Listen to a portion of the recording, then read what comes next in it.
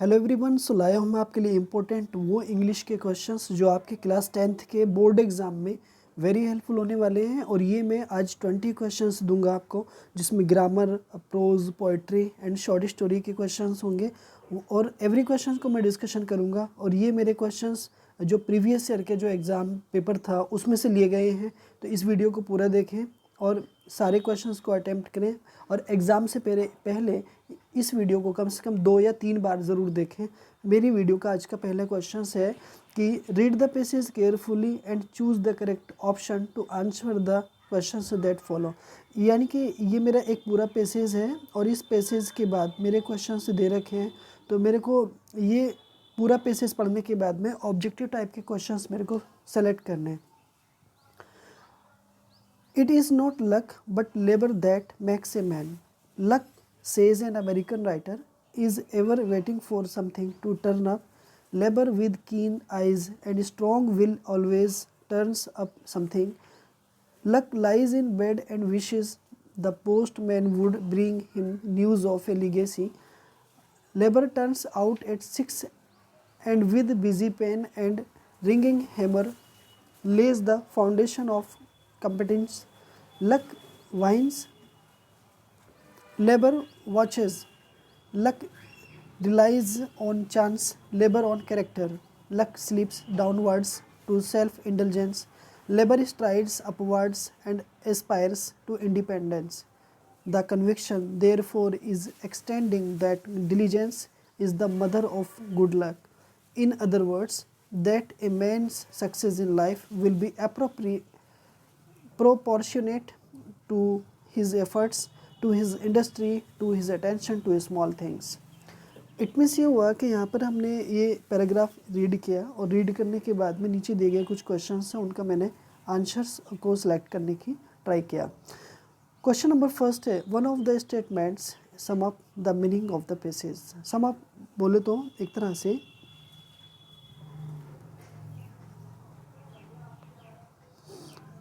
Sum up बोले तो एक तरह से समरी व इनके सारांश। Luck is self indulgence but labour is selfless. यानी कि luck is self indulgence but labour is selfless. Option number B, luck waits without exertion but labour exerts without waiting.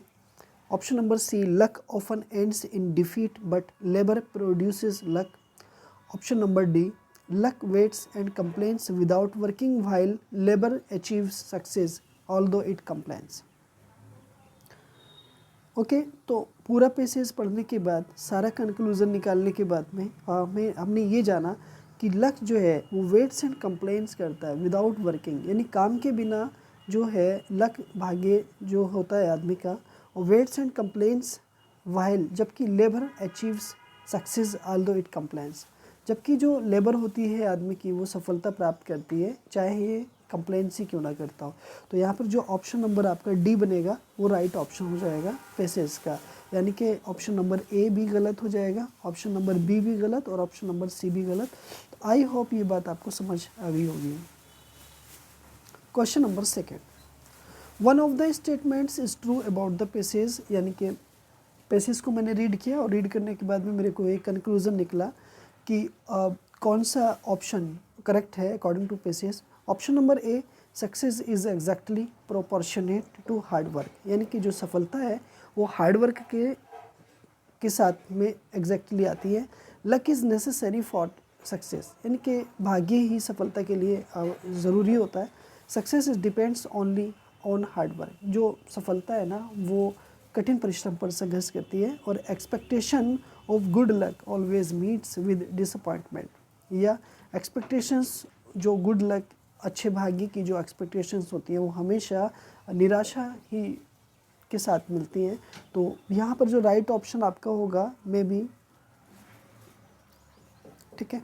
तो success depends only on hard work. देखो यहाँ पर जो positive sentence आ रहा है ना, success depends only on hard work, यानी कि ऑप्शन नंबर सी आपका राइट ऑप्शन बनेगा। Option number A, option number B, option number D ये सभी रॉन्ग हो जाएंगे। सो क्वेश्चन नंबर आपका third, select the opposite of failure. Failure means होता है असफलता, तो असफलता का ऑपोजिट वर्ड फाइंड करना है, क्या रहेगा। तो option number A labour, option number B diligence, option number C character, option number D success. तो ये this question is given in the passage and so मुझे फाइंड करना है कि फेलर का अपोजिट मीनिंग क्या होगा। फेलर यहाँ पर दे रखा है और इसका जो अपोजिट मीनिंग होगा, असफलता का अपोजिट होता है सफलता, तो ऑप्शन नंबर आपका डी राइट ऑप्शन बनेगा। क्वेश्चन नंबर आपका 4।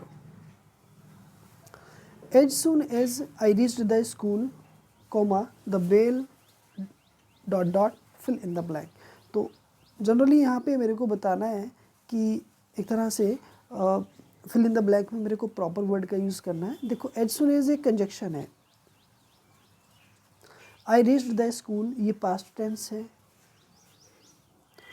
Comma the bell. जब एज सून एज वाला पार्ट अगर पास्ट में होगा तो अगला सेंटेंस यानी कॉमे के बाद वाला भी पास्ट में होगा, तो आपका हैज़ रंग नहीं होगा। Option number A has rung, option number B rang, option number C rings and option number D will ring. तो राइट ऑप्शन आपका हो जाएगा यहाँ पे बी यानी रेंग। चूँकि पहला टेंस पास्ट है तो दूसरा भी पास्ट ही होगा, इसलिए 4 का बी ऑप्शन।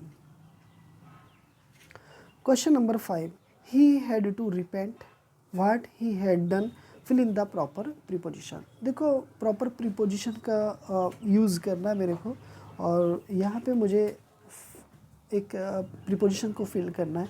देखो he had to repent what he had done dot dot, तो option number A 4, option number B of, option number C over, option number D at. तो यहाँ पे राइट ऑप्शन हो जाएगा आपका एक तरह से ऑप्शन नंबर सी, बिल्कुल राइट ऑप्शन बनेगा। रिपेंट के बाद में ओवर का इस्तेमाल होगा क्योंकि व्हाट ही हैड डन यहाँ पे मैटर की बात हो रही है। मुझे उम्मीद है ये क्वेश्चन भी आपको समझ आ गया होगा। Question number 6, the Ganga is a holy river, identify the adjective. ठीक है, इस सेंटेंस में मेरे को एक तरह से एडजेक्टिव फाइंड करना है generally. Option number A Ganga, option number B holy, option number C is, option number D river. तो डियर स्टूडेंट्स यहाँ पर हमने फाइंड किया कि देखिए आपका गंगा एक नाउन है, तो ये ऑप्शन आपका राइट नहीं होगा। उसके बाद में होली में भी होगा, रिवर भी नाउन है आपका, ठीक है, और इज़ हेल्पिंग वर्ब यानी कि बोले तो मेन वर्ब यहाँ पे एज ए लिंकिंग वर्ब का काम कर रही है। तो देखो ऑप्शन नंबर आपका कौन सा ठीक हो जाएगा, होली। होली आपका एडजेक्टिव हो जाएगा, जबकि रिवर जो है वो आपका राइट ऑप्शन नहीं होगा, और आपका सी ऑप्शन भी नहीं होगा और गंगा भी नहीं होगा। तो इस तरह से आपका राइट ऑप्शन बनेगा B. Question number 7, he oblique lot oblique a oblique money of borrowed me from. Okay, rearrange the words to make a meaningful sentence. It means ये है कि वो ये कहना चाह रहा है, एक क्वेश्चन आपके एग्जाम में ऐसा भी मिलेगा जिसमें वो मालूम करेगा कि आपको दिए गए वर्ड्स को आपको प्रॉपर तरीके से रीअरेंज करना है। He a lot of money from me borrowed, he borrowed a lot of money from me, he from me borrowed a lot of money, या he a lot of money borrowed from मी।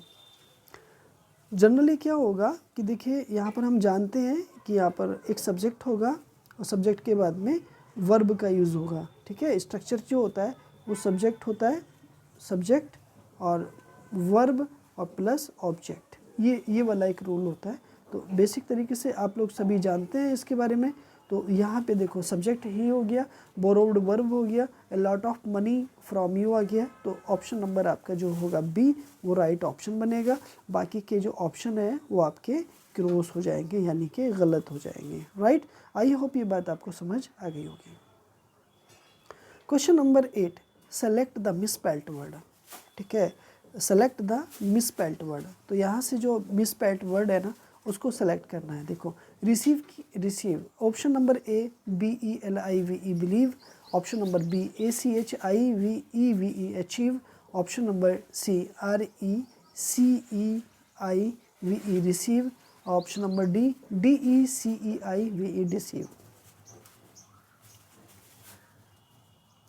तो right option जो यहाँ पर होगा BELIEVE believe, यहाँ पर जो हो जाएगा मिसस्पेल्ड वर्ड, आपका मिसस्पेल्ड वर्ड जो होगा वो आपका हो जाएगा ऑप्शन नंबर ए क्योंकि अचीव की स्पेलिंग ठीक है, रिसीव की जो स्पेलिंग है वो भी ठीक है और डिसीव की स्पेलिंग भी ठीक है। आई होप यहाँ तक बातें सारी समझ में आपको आ रही हैं।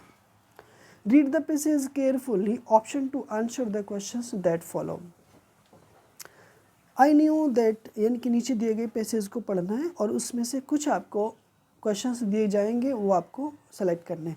अभी तक जो 9 क्वेश्चंस आए हैं, ठीक है, या 8 क्वेश्चंस आए हैं, वो ग्रामर बेस्ड थे, यानी कि आपके ग्रामर पर डिपेंड करता था, डिपेंड थे, ठीक है। बट अब जो क्वेश्चंस आ रहे हैं वो आपके लिटरेचर से रिलेटेड आएंगे, और ये जो पैसेज दिया गया है ये पैसेज आपका लिटरेचर बेस्ड है, और ये एक तरह से जो, ठीक है, a long walk to freedom, Nelson Mandela ji की जो एक ऑटोबायोग्राफी है उसकी कुछ लाइनें हैं, तो मेरे साथ डिस्कस करेंगे आप, ठीक है। I knew that the oppressor must be liberated just as surely as the oppressed. A man who takes away another man's freedom is a prisoner of hatred. He is locked behind the bars of prejudice and narrow-mindedness. Okay, it means ये हुआ प्यारे बच्चों कि यहाँ पे who according to Mandela is not free, मतलब Mandela के अनुसार, यानी मंडेला के अकॉर्डिंग इज़ नॉट फ्री, मतलब कौन लोग फ्री नहीं है। ऑप्शन नंबर ए, मतलब बोथ बी एंड सी, यानी बी एंड सी दोनों ही, या बी ऑपरेशर, या सी ऑपरेस्ड, या डी नन ऑफ देम। तो डियर स्टूडेंट, यहाँ पर जो राइट ऑप्शन बनेगा ना आपका, वो हो जाएगा आपका बोथ, मतलब ए 9 का जो ए होगा एक तरीके से वो आपका राइट ऑप्शन में भी बनेगा बोथ बी एंड सी, यानी कि जो ऑपरेशर एंड ऑपरेस्ड है ना, वो दमन करने वाले और दमन करता दोनों ही यहाँ पर आपका राइट ऑप्शन बनेगा मे बी।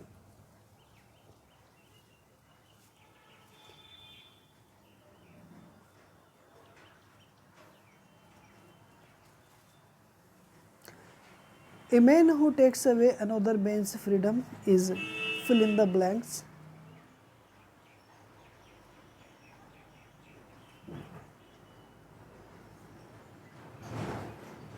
ओके, तो राइट ऑप्शन यहाँ पर क्या होगा कि वो a man who takes away from another's man's freedom is a prisoner of hatred, यानी कि ऑप्शन नंबर आपका जो बी होगा वो राइट ऑप्शन बनेगा, ना कि क्रिमिनल र्यूड एंड वाइट नहीं। Question number 11, according to Mandela what is the greatest wealth of a nation.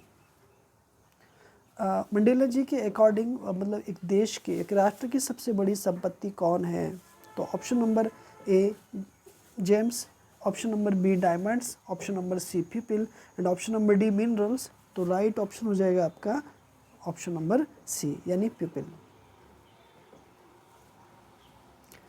Question number 12 है, और ये ए लेटर टू गॉड का क्वेश्चन है, लैंचो वाला। लैंचो thought about the post office employees. लैंचो ने सोचा उन पोस्ट ऑफिस एम्प्लॉयज़ के बारे में।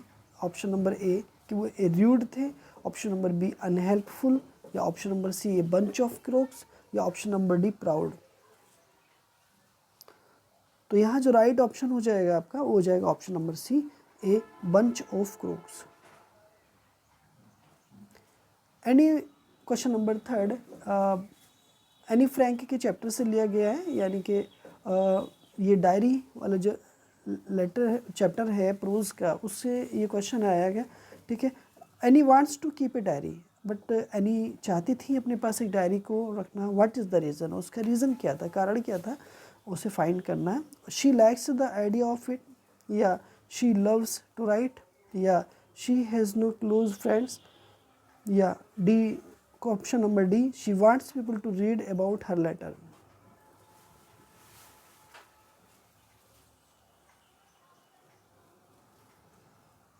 तो राइट ऑप्शन उसका हो जाएगा she has no close friends.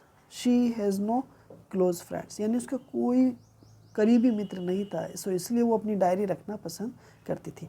Question number 14 है, read the given stanza and choose the correct option. जैसे कि अभी अभी पीछे प्रोज पर क्वेश्चन आए थे, तो वैसे ही अब ना पोइट्री जो है उसमें एक स्टेंजा दिया गया और उसमें से क्वेश्चंस को सेलेक्ट करना है, ठीक है। चलिए, He stalks in his vivid stripes the few steps of his cage on pads of velvet quite in his quiet rage. It means ये हुआ प्यारे बच्चों कि ये स्टेंजा को हमने रीड किया और रीड करने के बाद हमने ये पता लगाया कि ये जो चैप्टर, ये जो स्टेंजा है, ये जो पोएम से लिया गया है ना, ए टाइगर इन द जू से लिया गया है। Okay, A tiger in the zoo जो क्लास 10th में एक पोएम है ए टाइगर इन द जू, उस पोएम से ये स्टेंजा लिया गया है। आई होप यहाँ तक बातें समझ आ गई होंगी। आइए देखते हैं इसका पहला क्वेश्चन क्या है। क्वेश्चन नंबर 14 में दे रखा है कि one of the following is in a cage, मतलब इन ए केज मतलब केज में कौन है। Option number A horse, option number B bear, option number C tiger, option number D dog. तो जनरली यहाँ पे जो ऑप्शन नंबर सी है ना टाइगर, वो आपका राइट ऑप्शन बनेगा। ठीक है। Question number 15, select the name of the poet of the poem from which the above extract has been taken. यानी कि हमें अब ये बताना है कि जो ऊपर वाले जो पोएम का जो लाइनें ली गई हैं वो किस पोएम से ली गई हैं, ये भी हमें ध्यान रखना है। तो जनरली यहाँ पर option number A Robert Lynn, option number B Walt Whitman, option number C Robert Frost and option number D Leslie Norris.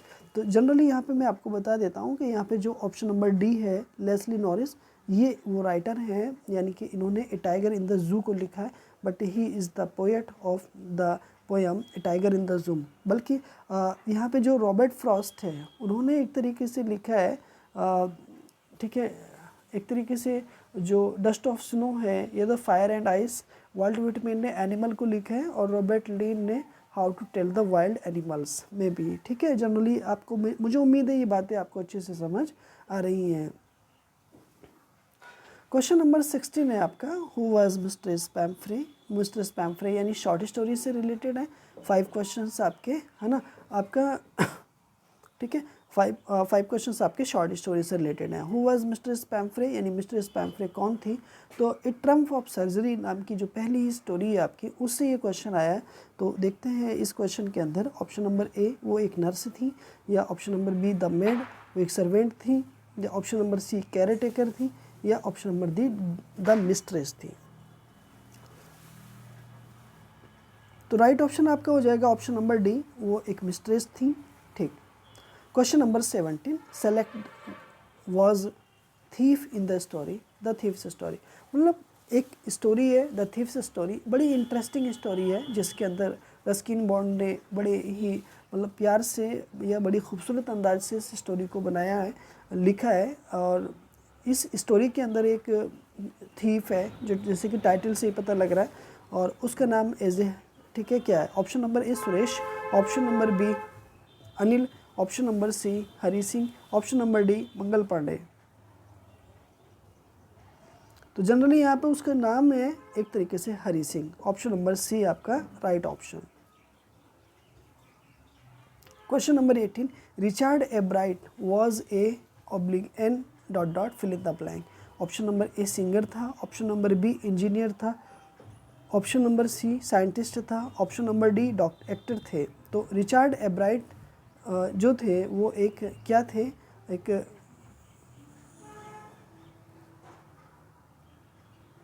Okay. तो राइट ऑप्शन जो होगा वो आपका यहाँ पर एक साइंटिस्ट हो जाएगा, यानी कि रिचर्ड ए ब्राइट एक साइंटिस्ट थे। Option number question number 19, Matilda always remain dilated, happy, contented या अनहैप्पी। जो मैटिल्डा यानी कि द नेकलेस नाम की स्टोरी से इस क्वेश्चन को लिया गया है आपका। मैटिल्डा जो थी वो हमेशा ऑप्शन नंबर डी अनहैप्पी रहती थी। राइट ऑप्शन आपका 19 का डी। लास्ट क्वेश्चन आज की इस वीडियो का, question number 20, Ramlal's elder daughter is dot dot fill in the blank. Ramlal की बड़ी बेटी का नाम क्या था। Option number A Champa, option number B Radha, option number C Sulekha, option number D Mangala. तो यहाँ पे जो रामलाल की बड़ी बेटी का नाम था वो था option number B Radha. I hope ये सारी बातें मेरे को आपको अच्छे से समझ आई होंगी। उम्मीद करता हूँ कि ये वीडियो आपने एक बार एग्ज़ाम से पहले या 2 बार ज़रूर देखना, और इसमें इम्पोर्टेंट क्वेश्चंस जो आए हैं उनको एक बार अच्छे से रिवीजन करना, नोट्स बनाना। और इस वीडियो को के बाद जितनी भी वीडियोस हमारी आएंगी क्लास इंग्लिश की, क्लास 10 से रिलेटेड, आप उनको ज़रूर देखना, क्योंकि वो आपके एग्ज़ाम में अच्छे नंबर, अच्छे मार्क्स लाने में, गुड मार्क्स लाने में आपकी हेल्प करेंगी। मिलता हूँ मैं इस तरह से आपकी नेक्स्ट वीडियो में। और अगर कोई बात है तो आप मेरे को कमेंट में ज़रूर सेंड करना। चैनल को सब्सक्राइब नहीं किया है तो सब्सक्राइब करना, वीडियो को लाइक करना और दोस्तों में ज़रूर शेयर करना। मिलता हूँ मैं आपसे इसी तरह की नेक्स्ट वीडियो में। तब तक के लिए अपने हेल्थ का ध्यान रखिएगा। Bye bye.